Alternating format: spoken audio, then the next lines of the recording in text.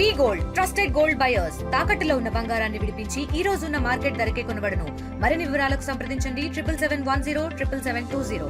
ఈరోజు అసెంబ్లీ ఆవరణలో వైఎస్ఆర్సీపీ ఎమ్మెల్సీలందరూ కూడా మెడికల్ కాలేజీలకు కూటమి ప్రభుత్వం తీసుకున్న నిర్ణయాన్ని వ్యతిరేకిస్తూ కూడా పెద్ద ఎత్తున నిరసన చేస్తూ ఉన్నారు. మనతో పాటు ఎమ్మెల్సీ వరదు కళ్యాణ్ ఉన్నారు. మాట్లాడదాం. మేడం, ఏం చెప్పాలనుకుంటున్నారు గవర్నమెంట్కి ఈ కార్యక్రమం ద్వారా? మీరు అసలు ఈ మెడికల్ కాలేజీలు గవర్నమెంట్ మెడికల్ కాలేజీని ప్రైవేటైజేషన్ చేద్దామనే నిర్ణయం చంద్రబాబు నాయుడు గారు తీసుకున్నారు. ఇది నిజంగా చాలా దుర్మార్గకరమైన చర్య.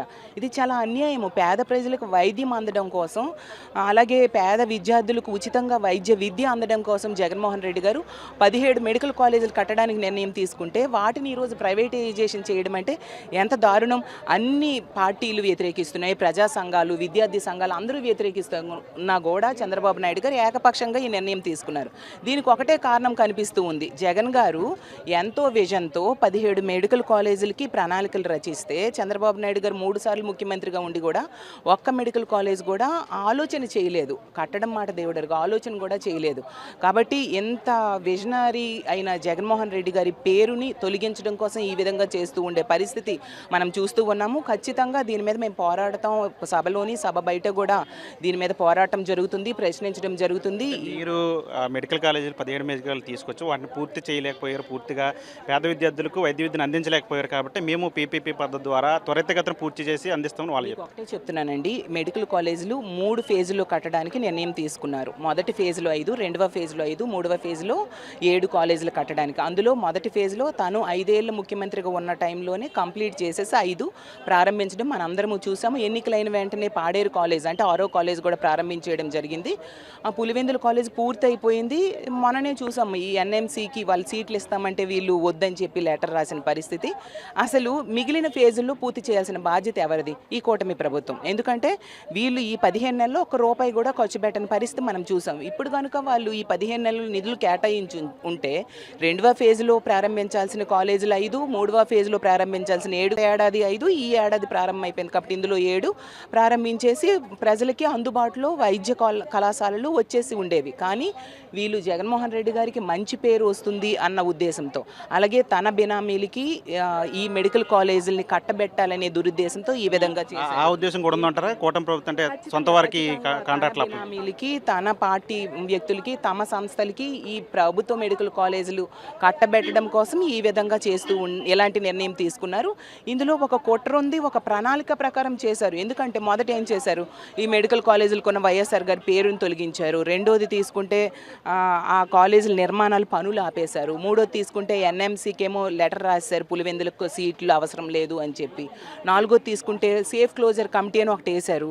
మరి సేఫ్ క్లోజర్ కమిటీలు ఎందుకు, అసలు అలాంటి కమిటీలు ఎప్పుడైనా ఎందుకు వేస్తారు? త్వరితగతిన పూర్తి అవ్వడానికి ఏం చేయాలని వేస్తారు. కానీ వీళ్ళేం చేస్తున్నారు? ఏ విధంగా క్లోజ్ చేయాలి అనడం కోసం కమిటీలు వేసిన పరిస్థితి. నిజంగా చెప్పాలంటే విజనరీ అని చంద్రబాబు నాయుడు గారు చెప్పుకుంటారు. కానీ నిజమైన విజనరీ ఎవరు ఉన్నారంటే అది జగన్మోహన్ రెడ్డి గారే. అసలు సంపద సృష్టిస్తానని చంద్రబాబు నాయుడు గారు చెప్తారు. కానీ అతను సంపద విద్యార్థులకి, పేద విద్యార్థులకి వైద్య విద్యను అందించడానికి కూటమి ప్రభుత్వం కృషి చేస్తుంటే ఎవరైనా సరే ఈ మెడికల్ కాలేజీలు కాంట్రాక్టులు తీసుకుంటే వాళ్ళు వచ్చిన తర్వాత వాళ్ళంతా చూస్తామంటూ కూడా జగన్మోహన్ రెడ్డి బెదిరింపు రాజకీయాలు చేస్తున్నారనేది వాళ్ళ వాదన. మీకు ఒకటే చెప్తున్నానండి, పీపీపీ అంటే ప్రైవేటైజేషన్ కాదు వీళ్ళు అంటున్నారు. ప్రైవేటైజేషన్ కాకపోతే గవర్నమెంటే కట్టొచ్చు కదా. ఎందుకు ప్రైవేటైజేషన్కి ఇవ్వడం? అది ప్రైవేటైజేషన్ కానప్పుడు ఎందుకు పీపీపీకి ఇవ్వడం? గవర్నమెంటే కట్టొచ్చు కదా. కాబట్టి ఇందులో అడుగడుగున కూడా కుట్ర ఉంది అనేది క్లియర్గా అర్థమవుతుంది. జీవో నంబర్ 590 ద్వారా ఈ 10 మెడికల్ కాలేజీలు ప్రైవేటైజేషన్ చేస్తూ వీళ్ళు జీవో ఇవ్వడం జరిగింది. ఆ జీవోని వెంటనే వెనక్కి తీసుకోవాలి అని మేము డిమాండ్ చేస్తూ ఉన్నాము.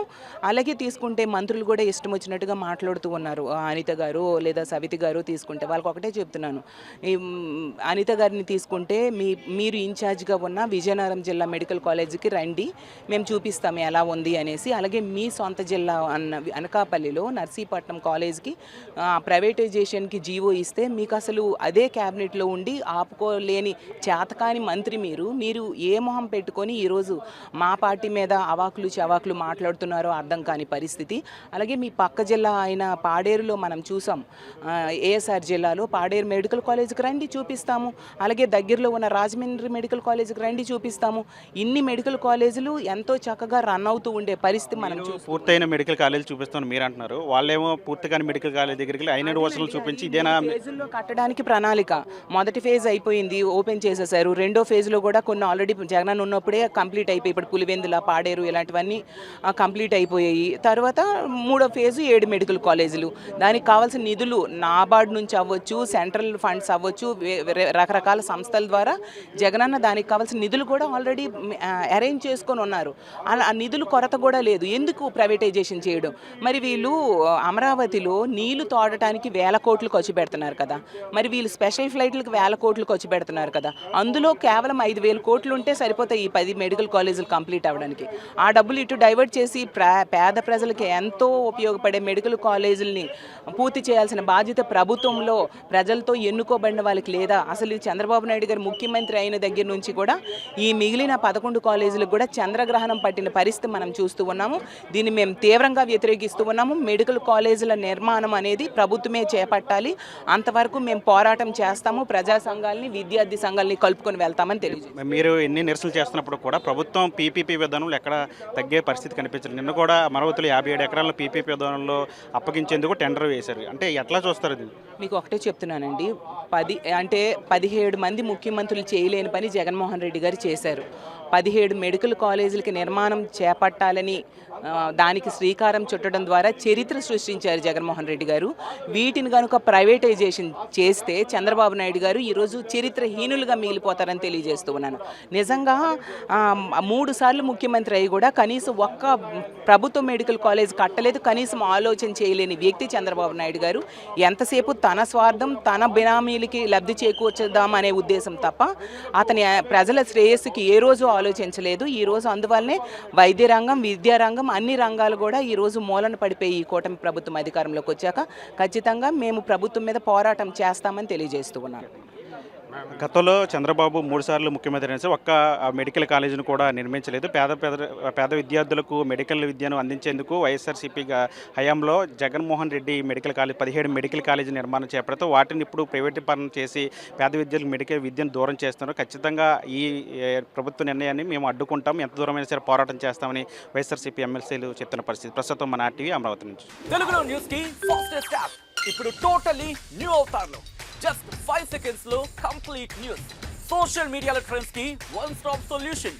Live TV app voice search option తో ఇప్పుడే డౌన్లోడ్ చేయండి లేదా అప్డేట్ అయిపోండి. యాప్ లింక్ డిస్క్రిప్షన్ లో ఉంది.